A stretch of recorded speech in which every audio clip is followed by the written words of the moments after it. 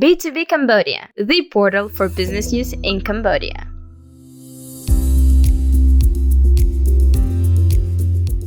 The Cambodia Entrepreneurial Ecosystem Strengthening Conference, or CAMESCO, was held on December 8, 2023 at the Fairfield by Marriott, Phnom Penh.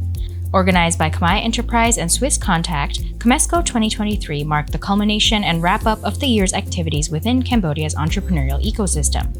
In its second edition, CAMESCO brought together local and international stakeholders from the entrepreneurial development community in order to explore opportunities on how to build a strong and sustainable entrepreneurial and investment ecosystem in Cambodia. We have our own target, I know, and I understand that each organization always have our own targets to achieve. But working together, we have a different and unique mechanism that I think is valuable for all of us. We work together, but we also safeguard individual competitiveness advantage. We understand what you need to protect while working together, and we also work together to make sure that our collective effort is better than individual organizations working alone. Switzerland has a regional program in the Mekong covering mostly Cambodia and Laos, but also other countries in the Mekong region. We strongly believe that building an ecosystem for particularly socially, environmentally responsible enterprises is key. CAMESCO brings stakeholders in the ecosystem to share findings and insights and provide opportunity for exploring possibilities of collaboration and investment. We bring local, regional, and global partners so we can share practices in a very wide range, such as cases in ASEAN region and also blended finance. The conference's first session was led by Lisa Chow of Khmer Enterprise, who provided a summary of key results from Cambodia's entrepreneurial ecosystem in 2023. Another notable session during the conference was centered on sharing some of the preliminary findings of the Gender Lens Investing Landscape study conducted by the Sasakawa Peace Foundation in Cambodia. And so we decided to really do this research because we realized that 3EI, this is very important initiative. And then we have to make this entrepreneurial ecosystem more gender sensitive. So we wanted to really bring into this research to really show how we can incorporate gender factors into the entrepreneurial ecosystem roadmap that you're creating right now. So gender lens investing, there are different definitions actually by different organizations, but the essence is the intentionality of incorporating gender into the investment decision to get both social and financial outcomes. And as I introduced at the presentation, the notion of gender lens investing in Cambodia is fairly new. A lot of interviewees we talked did not know the concept.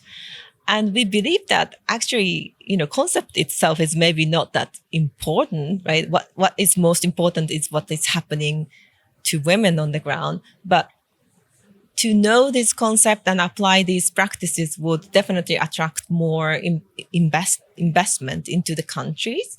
And as my colleague introduced, that the number of private funds related to GLI is growing dramatically for the last few years in Asia.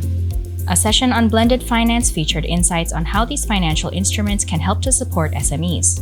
This is also the beauty of blended finance because it could be a big transaction like a hydropower project that is billion, structured as a blended finance.